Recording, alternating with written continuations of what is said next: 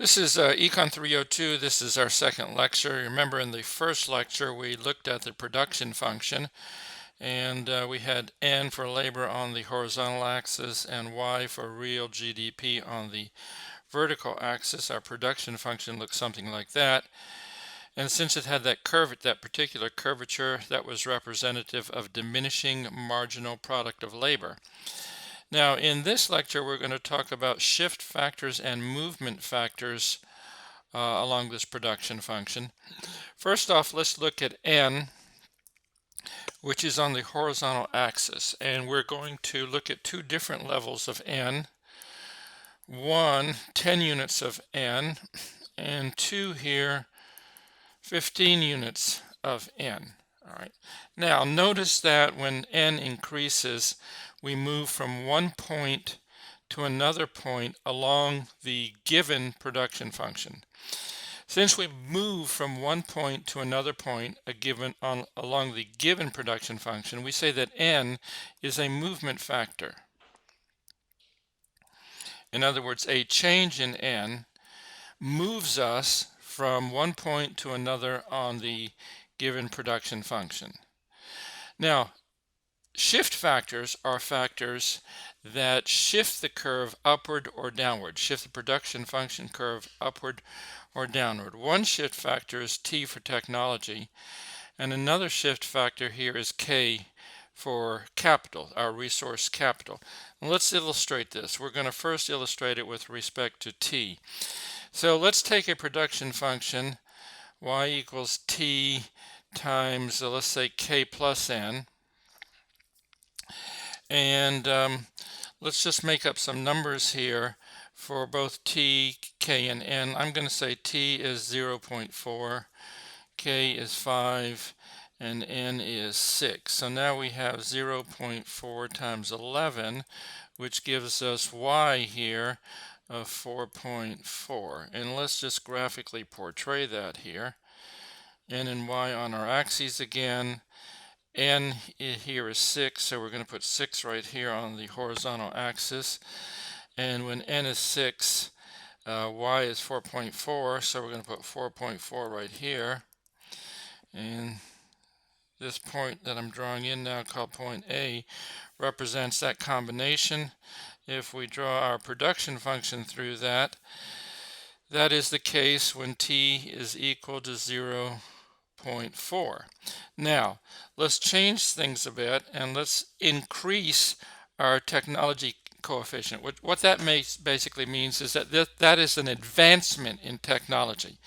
Now, an advancement in technology means that you can get more output or more real GDP with the same amount of resources. So let's change this to 0.5, leave K where it is, and leave N where it is.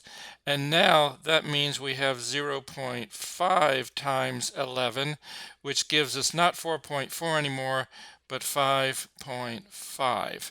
So now with the same amount of labor we had before, 6, we get 5.5 units of real GDP. That gives us this point right here, B, and that point B lies on this new production function where T was 0.5. So as we increase T here from 0.4 to 0.5, notice that the production function shifted upward. Similarly, if we had decreased T, the production function would have shifted downward. You could see that, for example, if you just change the technology coefficient from 0.5 to 0.3. 0.3 times 11 is 3.3. And then for 6 units of labor, we would have had 3.3 units of real GDP. That would have been this point right here, C, and that would have been on the production function that is representative here where T equals 0.3. All right, so let's summarize here. Let's start with a given production function. Again, here's our production function when T equals 0.4. An advance in technology shifted the production function up. and a decline in technology coefficient shifted it down. All right, now let's go to our second shift factor, which is K. I'm going to take you back to the first lecture where we had K being constant, and N here was our variable factor. We changed that from 0 to 1 to 2 to 3 to 4. And we had Y here. Our numbers were 0, 10, 19, 27, and 34. Now, if we increase K, let's say we increase it to 2 throughout, we should get more real GDP. And K and Y are directly related to each other. Now, if two factors are directly related, that means as one goes up, the other one goes up. They go up together and they go down together. All right, so these two factors are directly related to each other. Now, let's graphically portray the shift in the production function. Now, remember when we had K equal to 1, if you go back to K equal to 1, or let's look at this row right here, K equal to 1 and N equal to 1, we had Y equal to 10. So I'm going to show that point first. So K equals 1, N equals 1, there's the 1N, and Y on the vertical axis equal 10. That gave us that point right there. That was on the production function that I'm drawing in now, where K equaled 1. But if K now equals 2, if it equals 2, there's 2, and we still have 1N, we should have more than 10. Let's say, I'm just making up a number here, we have 18. All right, these numbers would change. So let's say it's 18 because we're using more resources. We're using more capital now. And now, instead of having 1N go along with 10Y, we have 1N going along with 18Y. Let's say that's point B. And that's on a new production function where K is equal to 2. So increasing K shifts the production function upward. Decreasing K shifts it downward. So let's summarize now in terms of movement factors and shift factors. Again, here's N, here's Y. Here's our production function, Y equals T, K, N. All right. Again, N is a movement factor. Our movement factors are on the axes. All right. So if we increase N from N1 to N2, that will move us along the curve from point 1 to point 2. All right, so N is a movement factor. There it is on the horizontal axis. T, however, is a shift factor. K, however, is a shift factor. Increase T or increase K, the production function shifts upward. If you decrease T or decrease K, the production function will shift downward. All right. Now, we want to shift gears a little bit here and talk about the labor market. The labor market in the classical model. Now, to have a market, you need a buying side of the market and a selling side of the market. So our labor market is going to look something like this. Let's put the amount of N here on the horizontal axis, and we'll put W here, and W here stands for the nominal wage. All right, this is the same as the dollar wage. Okay, so it could be something like $20 an hour. All right, $20 an hour. And in this space, if you're going to look at a market, you've got to have a demand for labor and a supply of labor. All right, a demand for labor and a supply of labor. The demand for labor curve is going to be downward sloping. There's ND that stands for the demand for labor. And the supply of labor curve is going to be upward sloping, and S is the supply of labor. So here we have demand for labor. There's our demand for labor curve. And here we have our supply of labor curve, ND and NS. All right. Now, what I need to do is I need to first derive this curve. In other words, you need to understand why that curve looks the way it does. All right. So we're going to try to derive an ND curve. Derive the ND labor demand curve. Okay. And to do this, we're going to go back to a table we first saw in lecture 1, and we saw it again here in lecture 2. We're going to go back to this table. K equals 1, 1, 1, 1, 1. K is constant at 1. And then we have N going from 0 to 1 to 2 to 3 to 4. All right. And then if you remember, we had Y here. All right. So Y is equal to 0, 10, 19, 27, 34, using the same numbers that I had used before. All right, and now given this, we had figured out before our marginal product of labor. We did this in our first lecture, and it was like this. It was 10, 9, 8, 7. If you don't remember how we got that, it was the change in Y over the change in N. All right, now if we take this fourth column here, here's our first, second, third, fourth column, and we multiply it times the price of the good that's being produced and being sold. All right, so I'm saying I have a price of good here. So suppose we're producing some good X. All right, and I'm just going to make up a price for this good. I'm going to say the price of this good is $10. All right, so $10, $10, $10, $10. Okay. Now, if we take the fourth column and multiply it by the fifth column here, in other words, if we take MPN, these numbers here, and multiply it by the price of the good that's being produced and sold by the firm, let's say here $10, we get a sixth column called value marginal product of labor. Value marginal product of labor. So the value marginal product of labor is equal to MPN, this fourth column, times the price of the good, this fifth column. All right. So we're getting 10 times $10 is $100. 9 times $10 is $90.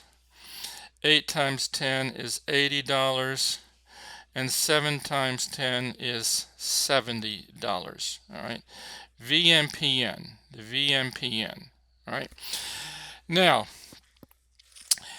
let's first plot this VMPN up against N. All right, so I want to take column 2 and I want to plot it up against column 6. All right, so let's do that on our next screen here. Column 2 was our N, and we had N1, N2, N3, N4, and N5. All right. Oh, actually, we didn't have N5. We had only N4. So let's go ahead and erase this. All right, we're going to erase that.